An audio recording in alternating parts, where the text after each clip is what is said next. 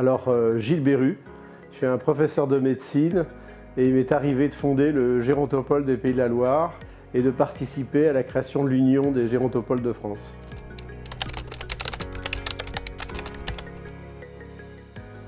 Alors nous avons à vivre deux transitions qui sont contemporaines, la transition démographique et la transition écologique.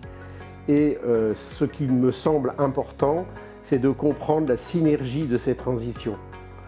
En fait, ce qui est exceptionnel, c'est que le vieillissement de la population n'est pas régulier, mais qu'il va y avoir une rupture avec un doublement des plus de 75 ans.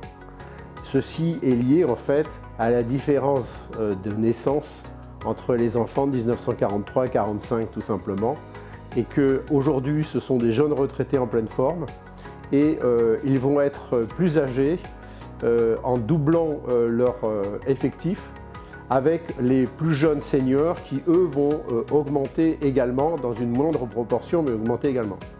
Et dans le même temps, on voit bien que sur la transition écologique, il y a une difficulté à réduire les émissions de CO2. Et comme l'a souligné la Première ministre, Madame Borne, en mai 2023, il faut, dans les 5 ans qui viennent, réduire de 50% les émissions de CO2. Donc on a en fait deux mouvements qui sont contemporains et qui vont forcément dialoguer entre eux, si j'ose dire. C'est-à-dire que la mobilité des seniors, c'est la voiture.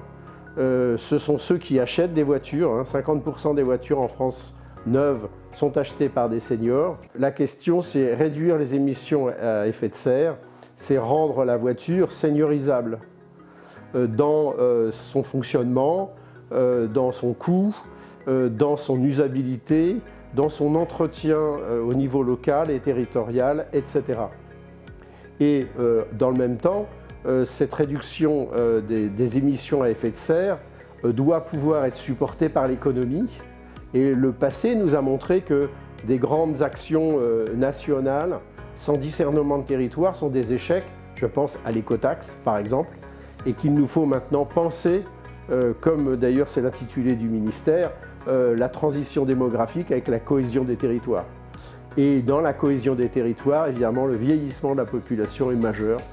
Il y a une sorte de manière de considérer les transitions de manière contemporaine, ensemble et dans leurs amplitudes. Je n'ai pas parlé de la transition numérique qui a lieu en même temps, mais il faut évidemment l'intégrer.